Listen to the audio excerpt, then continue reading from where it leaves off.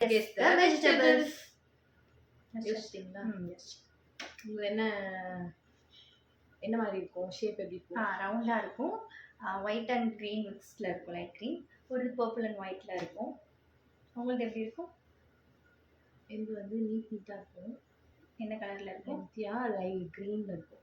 டார்ட்டினா light கிரீனா? ரெண்டுமே இருக்கும். உடலங்கா?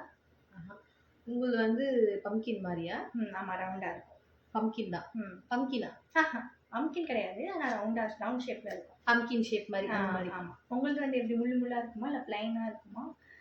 அதனால பிளைனா தான் இருக்கும். உங்களோட கோஸா? அது வேற. கோஸ்ல பர்பிள் கலர்ல இருக்கு. ஆமா ஆமா. Yes, correct. கரெக்ட்டா? கேபேஜ். கேபேஜ். கோஸ் வேற, கேபேஜ் வேற. ரெண்டு ஒண்ணுதான். தமிழ்ல கோஸ்னுவாங்க. ஆமா, தமிழ்ல கோஸ். Okay, correct. கரெக்டா கண்டுபிடிச்சிட்டாங்க. சரி, ஓகே. நீங்க என்ன வெஜிடபிள்னு சொல்றீங்களா? நீங்க கண்டுபிடிக்கணுமா? குக்கும்பர்? Nope. வெண்டைக்காய்? பச்சை மிளகா? சொல்லிடுவா. முருங்கைக்காய்? Spring onion. Spring ஆனியனா?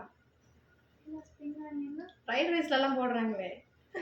Oh my god! எனக்கு தெரியாத வெஜிடபிள். அதுவும் வெஜிடபிள்ஸ் தான். எனக்கு தெரியாது. வெறும் ஆனியன் தான். ஸ்ப்ரிங் ஆனியன்லாம் எனக்கு தெரியாது.